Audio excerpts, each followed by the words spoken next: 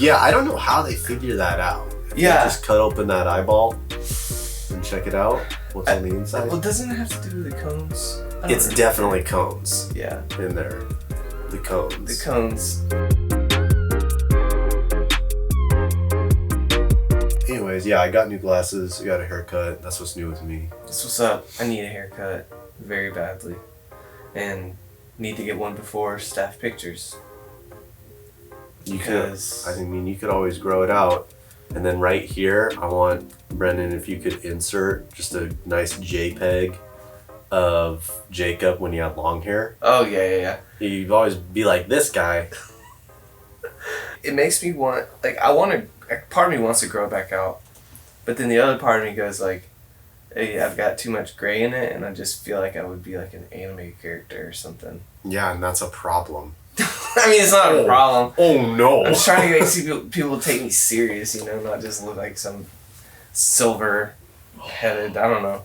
And one of the reasons that after I cut it, and I learned this, is like, the longer you keep pulling your hair back, it like just pulls on the front of your, and it was just one of those where I was like, I don't want to do that to my poor forehead. Yeah, I don't want to do that. I don't want to have like a massive forehead. So the haircut was probably going to come soon, especially for staff pictures. But yeah, so I mean, I guess that's kind of new with me. That on the horizon is a haircut. You need to get a haircut. I got a haircut. You got a haircut. You got new glasses that are really cool. But yeah, so I guess it's a good time to segue in. I think there was something we hit on last week about emotions that I think we both wanted to talk through again. If you haven't checked it out, watch that video last week. Yep. And bump up those views. Make sure you like and subscribe. I've gone full-blown YouTuber. You're absolutely full-blown YouTuber now. Make sure you like and subscribe. Hit the button down below. Smash that like button. It's going to be right here. Brennan, that's your cue. Do the little bell, the little subscription bell. Oh, and so, yeah, but it was a cool, I thought, and we've talked about it in a little recently, but this idea of how you and I probably grew up about emotions, especially within guys, and like learning how, growing up recently, learning that the way that I was taught to deal with how I felt wasn't necessarily like the healthiest thing. And so I think it would be cool just to have a conversation, because I think as a guy it'll be very helpful for young men, but also like for the ladies too. I think that understanding our emotions, and then like that they're good, that they're not that like there's a proper way to express them, that there's a actual way to do it. I think that would be something that's beneficial, because I know my own story, and knowing that like, oh man, I didn't really even realize some of the things that were going on with me whenever I was a teenager. But if I'd had somebody been like, hey Jacob, here's some advice, that type of thing. Yeah, and it's not really like it's not a new thing to. I mean, this goes back to Mr. Rogers of it's okay to cry. Yeah. But I think if I could sum up like manhood, it would be the term just rub some dirt on it. Yeah. Just like whatever you're dealing with, emotional, physical, whatever. Yeah. Just like fill in the phrase, just rub some dirt on it. Yeah. I was like, that's how, just buck up, grit your teeth, white knuckle it, and go push on through. Oh man. That, and then I don't know how many times, like, little personal story, like in like middle school or high school, whenever I liked a girl, and then it wouldn't pan out, and somebody just be like, don't worry dude, there's always more other fish in the sea. There's more fish in the sea, and you just like completely disregard that you actually feel something. But just so like, funny. Don't worry about it, dude. There's other fish in the sea. I know you're heartbroken, and this is the first time you've ever loved. Yeah. But hey, did you ever think about this? Not worrying about it? Yeah. No. How about this? Just don't worry about it. Just don't worry about it. How about don't worry about it, and then consider this human being as a fish? Which is very funny. Oh, hey, we got a special visitor. Oh, we do have a special visitor. Yeah. Oh, heck yeah, It's dude. Pastor Mitch. It's Pastor Mitch. Come on, join us. Get my backpack, but okay. Come on in. What are we talking about, fellas? We just started. We just started Oh. our emotional conversation. Oh, And fun. we just said that we gave a couple examples of the phrase for manhood would be just rub some dirt on it. Mm-hmm. And then I said another. Pain is weakness leaving the body. Oh, Did you say that's that one? another good one. And then another one of that I said was like whenever I liked a girl and you end up being heartbroken in middle school or high school was just don't worry, there's other fish in the sea. Yeah. Actually, I got two stories. No, I'm not going to share that one. That's inappropriate. Okay, one Sorry, story. I got one story. I think for girls, it would very much be like beauty is pain. That the cost cost of being physically or emotionally attractive will actually be detrimental to you as a person. You'll be in constant pain. Hey, you know what? For you to be attractive, it's pain. You Yeah. know? And it starts from high heels, but then it also comes in the deep suppression of your emotions, right? Yeah. So, Yeah. This is awful. Why are we talking about this? Because it's important. Because there's a better way. There's a better way. countercultural way. Ooh. Which is what we're all about on counterculture conversations. Again, if you haven't already, Watch the last video. hit the like and subscribe, and then come on through. But Yeah. so I think we start here. Okay. This will probably be a multiple video conversation, but I think that we start with what Pastor Mitch said earlier today, and let's start with that idea of even learning how to vocalize or recognize what's going on within our life. Does that make sense? Yeah. Emotional vocabulary. Or emotional vocabulary or emotional awareness is what Pastor Mitch called it. I love that you're referring to me as Pastor Mitch. I'm right next to you. I'm just Mitch, man. We're best friends. Whoa. I'm your brother. How long have you been here? Honored though. Honored. Yeah, let me tee it. Let me just tee this. Is that? Let me just tee this up and just Yeah. hit it for you guys, and then I'm gonna get my backpack and go on. Have my next meeting. I would say, emotional awareness, emotional vocabulary, and emotional intelligence. Let's talk about it. That's it. And then you run out of the room. And then you go. And he's like, all right, I'll see you guys. Yeah. I mean, I'm just trying to remember what it was like being just this ball of. I still am, but I definitely was such an emotional creature at 13. It wasn't a human, it was a creature. Yeah. Just like bubbling to the surface, whether it was now I know angst, being in love with every girl that actually interacted with me a little bit, anger, all these different things that I all kind of whittled down to just how are you doing today, son?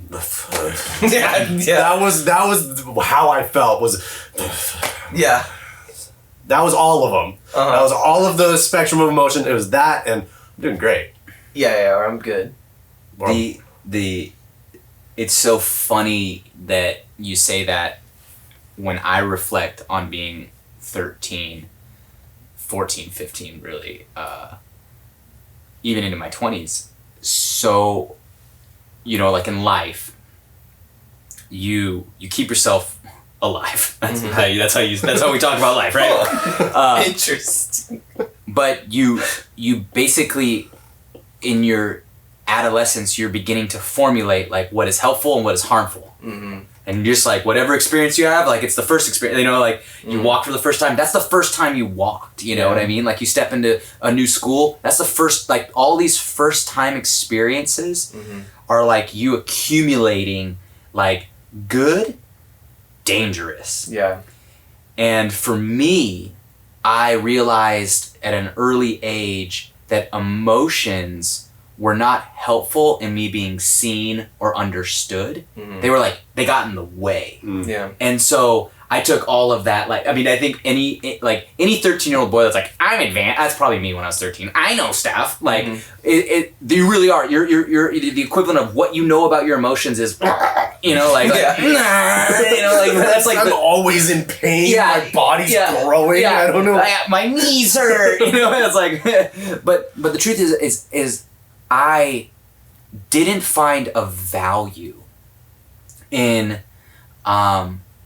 spending any time reflecting or engaging with those emotions, because at some point in my life I made the decision that would not help me be understood by my peers, by my parents, by my siblings, anybody, by my teachers. It was like they aren't helpful for me being understood and to engage relationally.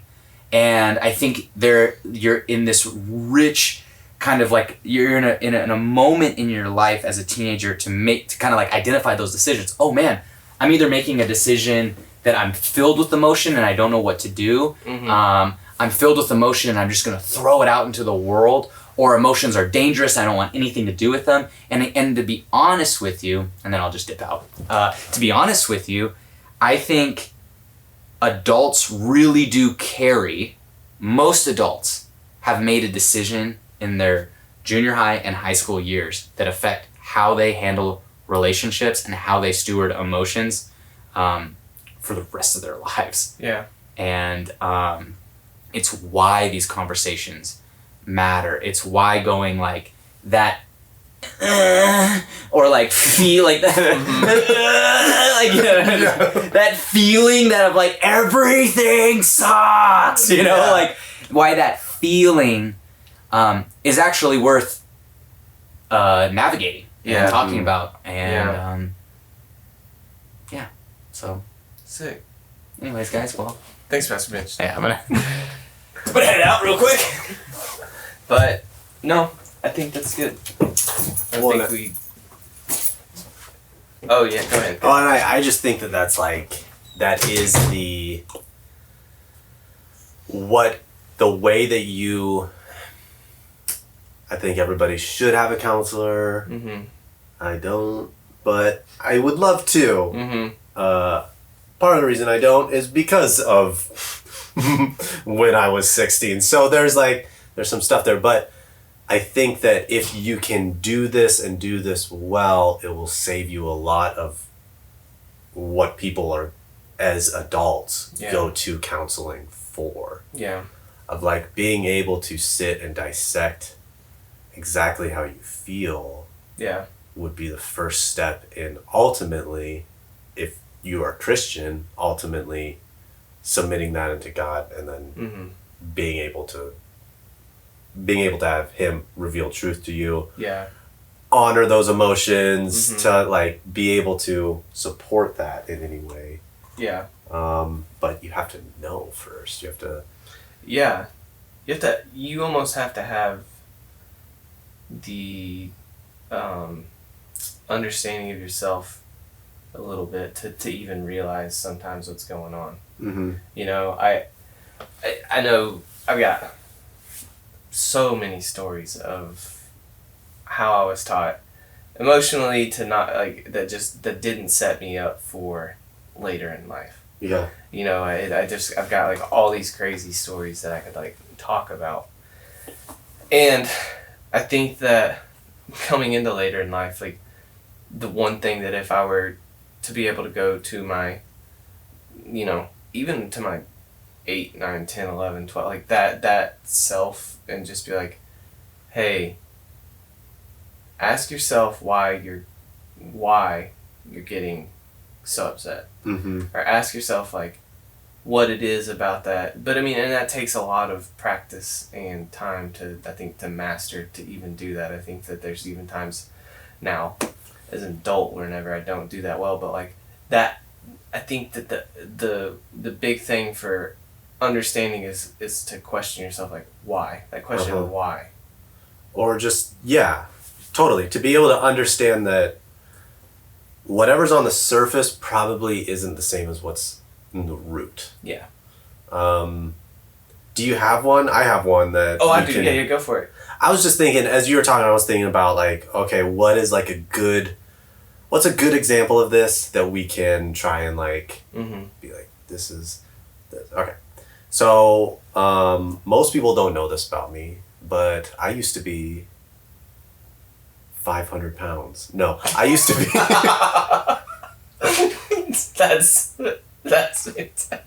No, I used to be very athletic. Like I used to be like I have an athletic build. Like I like to say that if you casted me in a movie, I could probably play an athletic boy.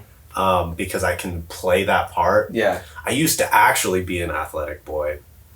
I used to be very good at basketball. That was my sport. I was terrible at baseball, probably because I needed these. Now that I'm thinking about it, like, to astigmatism in both my eyes. Like I couldn't see the ball even if I wanted to. But I was really good at basketball, so much so that, I'd go to camps, I was on select teams, which I don't know if other states have. Yeah, we've got, And the way that sports world works is it's very political, and oftentimes like the people who get on the teams have always gotten on the teams. At least that's the way it was for me, is like, you could get on like, junior, varsity, whatever. But varsity is always being filled because we've had the same team for the last 3 years. Yeah. And so I remember trying out, crushing it. Like, I'm going to get on A team, select A team. Like, it's my goal. I did well. I'm like, I wasn't dunking, but like I was good. And I remember trying out with my best friend at that time, and him getting on select A team and me getting on B team, and being like, I know I deserve A team, and being so frustrated. Like, I don't even think again, if you would have asked me at that age, like, how do you feel? It would have been like, I don't know, like, just don't talk to me about it. Yeah. It was like, it was anger, it was sadness, but ultimately what it was like, oh, I tried something, like I put in the work and opened myself up and did something, and I feel like 1, it wasn't appreciated, 2, I wasn't seen for like what I put work into, and that like, oh, I'm never seen, I'm never appreciated, like all these things of like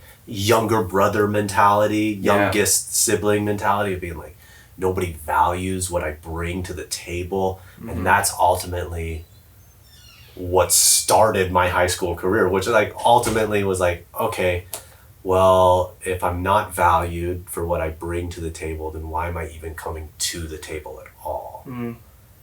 And like, ultimately that like was a framework for like the next 3 years of my life of being like, I'm not going to come to the table. Yeah. Like, why, and metaphor for whatever. I'm not going to put effort in this. Yeah. Why am I putting effort into school? I'm not going to go to college. Why am I doing this? I'm not going to try out. Like, and I think if I would have known at the time that I'm not just sad and angry. Yeah. I have a value on being seen. Yeah. I have a value on being understood and heard. And if I were able to even say an ounce of that to my parents, who were great parents, they probably could have been like, hey, bud. Yeah. You could figure this out, But that's rarely done. Very rarely done. 15-year-old. Yeah. I mean, I don't know, sometimes I guess it can be done, like, what... I think it should be done. I think it should be done for sure. And I'm just trying to think back of times where there even really times where I was like, man, yeah, I just don't like, I don't even know that I ever really had those points in my life where I had enough understanding of what even was going on, or I mean, maybe once I got a little bit later into high school, because there was a couple of things that happened, but this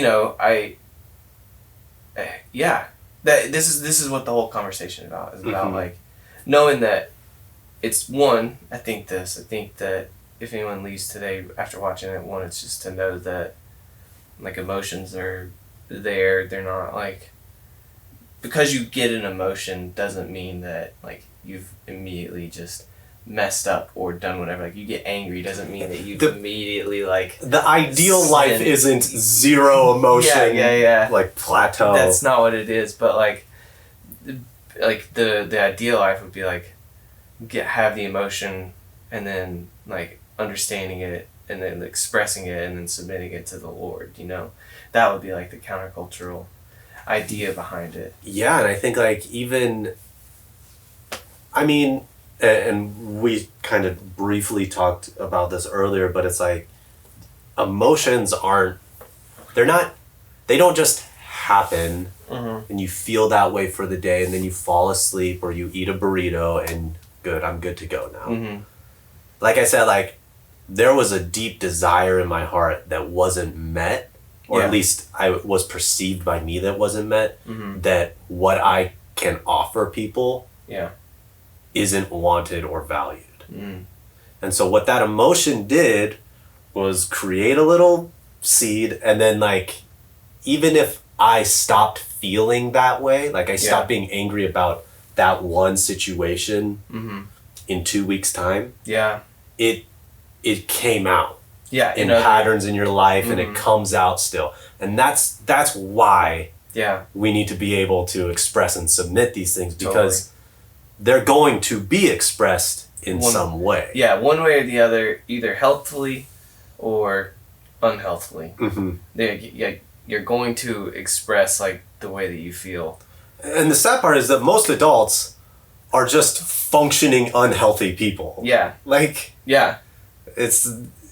Oh, for sure. I mean, I'm not even, like, I don't sit here and say that I've got it all together, but, like, there's even places in my life where I have to go, you know what? I just fell back into an old pattern of, like, anger, and what would I do when I get angry? I did X, Y, or Z, and, like, I could see where I fall back into an old pattern of that, or whatever, but it's just, like, constantly asking yourself why, And I think it's just, like, the one tool that I would want, that if I had, one, taken it seriously as a kid too also, but two, like, just had, like, I wonder how much grief I would have not caused myself. Yeah. Like how much I made things bigger than what they were because of the emotions that I had that I never fully was taught to express or understand, or part of me just wants to be like, to anyone, 15, 16, 17-year-old that's like, going through it, it's just like, dude, talk about it. One, open, like, ask yourself why. Like, two, like, Yeah, I know that the option was always there for me. As a kid, I feel like because adults don't know how to talk to kids at all, most of the time you get asked, hey, how you doing? Yeah. Hey, how you doing, kid? Yeah. And as a kid, for me, I was like, you don't really care how I'm doing. You just are uncomfortable. You're just an uncomfortable adult. And it's Thanksgiving, and it's like, oh, this is weird. You don't really know me that well. It's like, hey, how you doing? Yeah. Still playing basketball? It's like, nope, and I'm fine. Like, yeah. But and I guess maybe this is more of a tip for both myself and for the adults out there is like, as uncomfortable as it is doing that, like, no, hey, how are you actually feeling right now? And then the responsibility on every kid to be able to be like, like, I don't know. Yeah. And, you know, we need to, I think part of the Christian vision on like parenting is that the Holy Spirit would equip us with being like, okay, so you just grunted at me for 30 seconds. Is that because like you're hurt right now? Yeah. Or, you know, are you sad? And if you are sad, what, like, why? You know, and things like that, like to be able to facilitate the conversations. Totally. Because I don't know if I would be able to do that for myself. Yeah. Without somebody walking it through. Yeah. I don't know that I would have been able to do it myself, and you know, as a teenager you're like walking through the season when you're starting to want to be independent and kind of pull yourself off of like your parents, or like kind of get out from under their wing, and like there's this whole need for that. And so part of what like we're talking about is opposite of that, and it's like continuing to use your parents and to use a youth leader or someone who maybe has a little bit more experience in it or something like that. And that's hard in itself, you know? Yeah, that is hard. That's hard in itself. Because there's this massive streak of wanting to be independent, which is fine. Well, and there's this idea that independence is void of vulnerability. Yeah. That if you are truly independent, you never actually have to open yourself up to anybody. Because part of vulnerability is saying like, hey, I need help in this. Maybe not from you specifically, but like I'm breaking down right here, or I'm like hurt right here. And that's not a very independent thing to say. If you were truly independent, you'd have it all figured out holistically. Yeah. And it's like, that's baloney. Yeah. Yeah. I mean, it is. That's hogwash. That's hogwash. Yeah. Bullocks. I don't know if is that a swear word? I don't know. Oh well. Brandon, look that one up and see if it is later. If I get a bleep on this, that's I'm gonna be the cool counterculture guy. He swears in the videos. Oh, that's sick. Oh, yeah. I mean, there's just so much to do with emotions and like working through and processing them, and then also to not like take it to some massively heady level of like. So to summarize what this entire conversation has been about, like one sentence, it goes, hey, hi. you have emotions. It's good. Maybe maybe take a second and start to ask yourself why. I think that is something that literally anyone can do. I mean, like, to an extent. Yeah. I think that you can put a pause on something and go, okay, well, why is this such a big deal? If you look back at your week, and you're like, if you were to list the emotions that you felt, and you can only get to okay, tired, and hungry, then you need this. You need vocabulary for how you're feeling. Or you need new hobbies. I don't know. You need but realistically, like that's not okay. Realistically, you probably felt a lot of different things throughout all of your days. But you don't know how to name them, and because you don't know how to name them, you don't know how to express them. Because you don't know how to express them, you're just this weird 13-year-old boy that has all these emotions in him.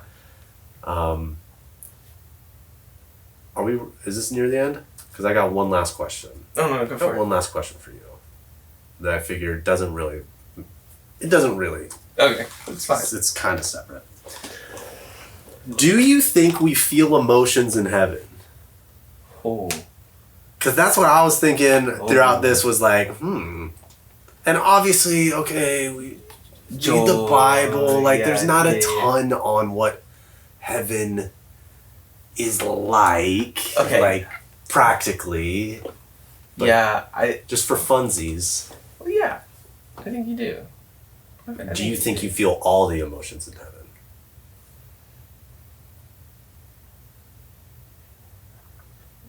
Because here's what I think. Okay, let's hear it. I think I don't think you lust in heaven. Okay, yeah, okay. Alright, yeah. I do think anger might be in heaven. Yeah? I think there is a godly way Well, of dealing with anger Mm-hmm. that is like actually incredibly beneficial to a society as a whole. Yeah. And I think the vision of God's kingdom is like heaven on earth. Yeah. We're all still doing our jobs, like working. Mhm. Anger is still there to me. Mm. Rage probably isn't, like murderous rage. But anger is an important feeling. So a joy, I mean, you know. Joy, peace, and like some of these other like Fruits of the spirit. Like, yeah, I mean like we can get blah blah blah. That's an interesting thought. I think that there's definitely still emotions in heaven. I think one of the bigger parts is that that we'll probably have perfected the process Mm-hmm. of our emotions by that point. You know what I mean? I think that maybe that comes much more naturally, and because at the end of the day, it all comes back to being submitted to the Lord. So I think that comes Mm-hmm. more naturally than what it does here. Sometimes now I feel like it takes a little bit to get to that point where you It takes a finally, little bit. Yeah, it takes like a little bit to get to the point where you're like, okay, I'm angry. Well, and then you have to do this deep dive of well, why did I get upset at that? Oh, well, this is it. I think it goes, that process is much more. To be able to right off the bat just be like, what just happened right there made me not really feel seen or valued. Yeah. Would be like, It'd be nuts. You'd be like, oh, okay. Well, here, I'm going to submit that to God.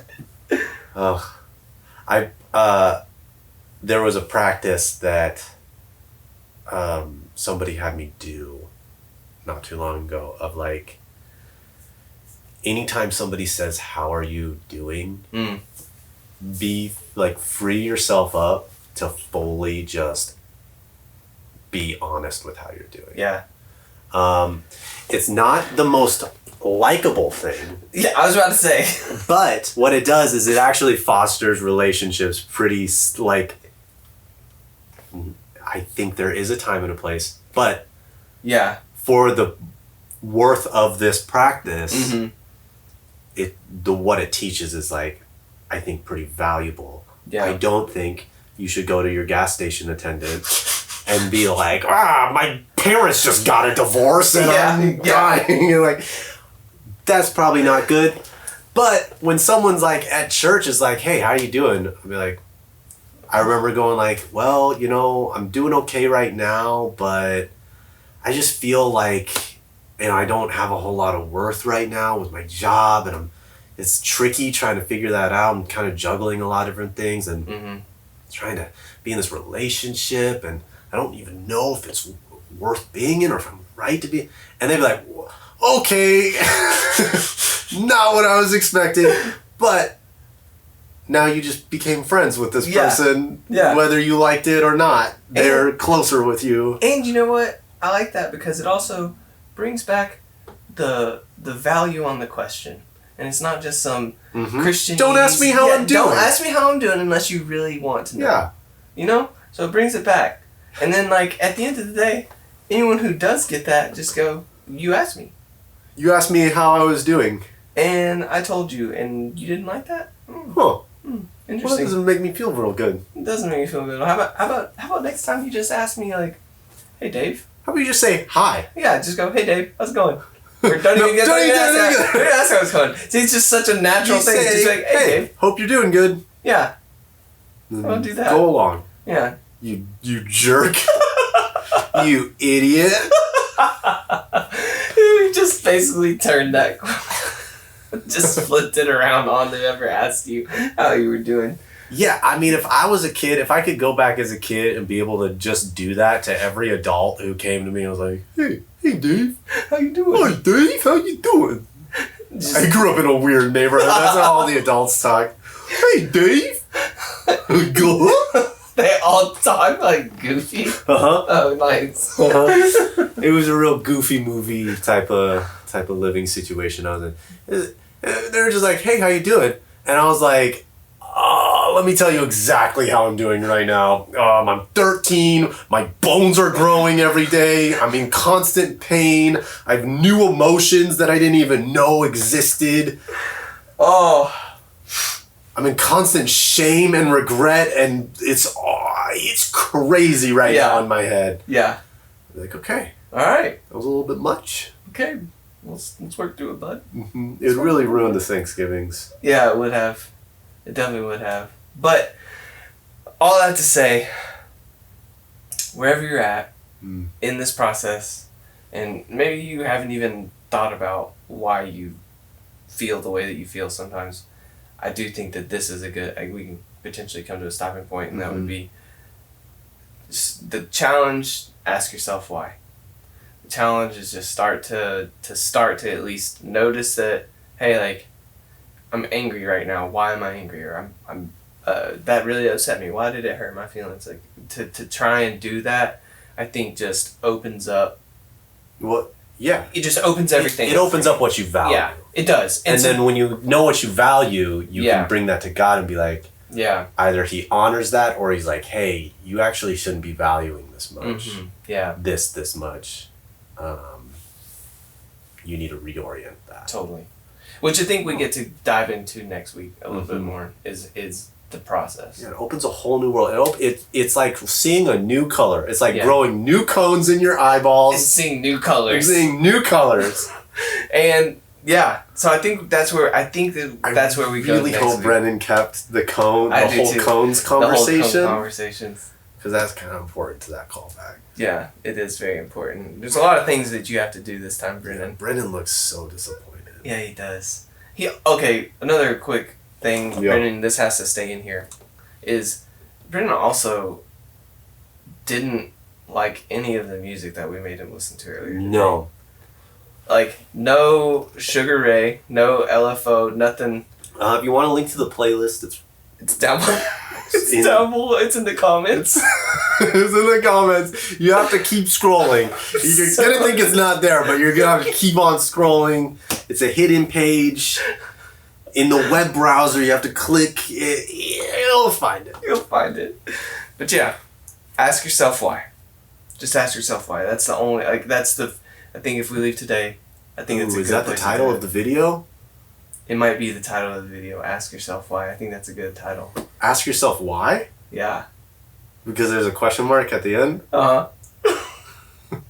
Exactly. Is it a statement or a question? Ask yourself why. Or ask yourself why?